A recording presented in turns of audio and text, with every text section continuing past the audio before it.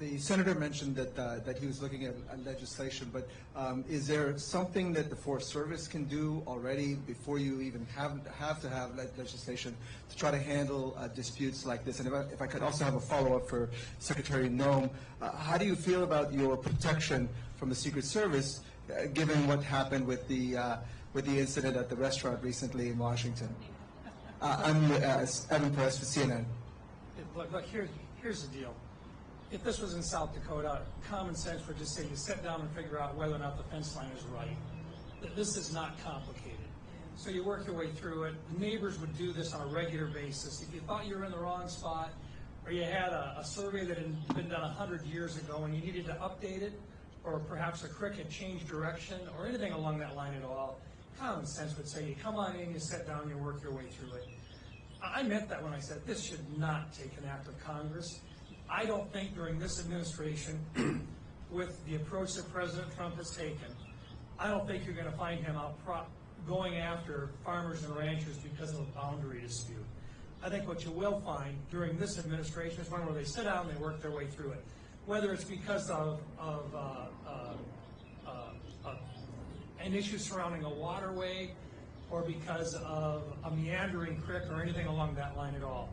But this is the time in which you fix it so that when future generations have to deal with this kind of thing with a different attitude in an administration, that they know that there is a process in place that protects their rights. There's a process in place so you don't have the threat of a criminal prosecution over a land boundary dispute. It shouldn't take an act of Congress, but in this case, in Washington, D.C., it probably will.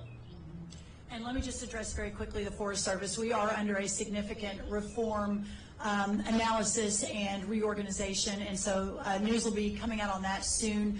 But let me just say quickly, and then I'll turn it over to Secretary Noem, that the leadership of the Forest Service, in fact, many of the careers, all of the careers that I've met with, are firefighters, our wildfire firefighters on the front line. We have tens of thousands of Forest Service employees here at USDA.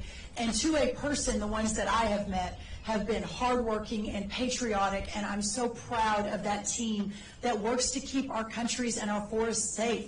But as we have learned here in Washington, certainly under Trump 1, again under Trump 2, is that there are a lot of rogue bureaucrats, and the administrative state is ruling way too much of America right now, and that is what President Trump has tasked us to fix, and that is what we will fix. You know what I would say about the Forest Service and the Biden administration is they did not have to take this action. They chose to take this aggressive persecution of this family to the extent that they did.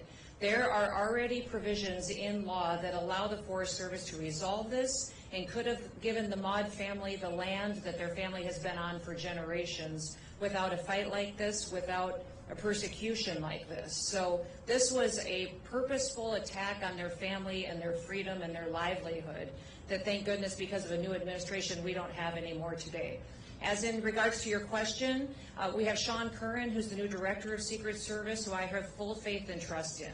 And I would also say that my experience was just a little bit of what the American people have been living with for years. The American people have been living in communities where they've been victimized by illegal criminal aliens, and the perpetrators of the crime against me had done this dozens of times to people across this country over and over and over again from city to city. I'm thankful they're off the streets. I'm thankful that they're now going to face the punishment for their crimes, and it gives me new motivation and the president new motivation every day to continue to do the work that we're doing, and that is cleaning up America and making sure that we're getting it safe again for the families who live here. One quick thing, I hope it isn't lost on the press especially, that while we're standing here with a fifth-generation rancher with their 2 young children who are great Americans who've never done anything wrong, that the Biden administration was actively working to put in prison, while at the same time many of those same elected officials on the other side are actively working to get out of prison gang members, illegal aliens, etc. We are not the same, and I think that's an important point to make today.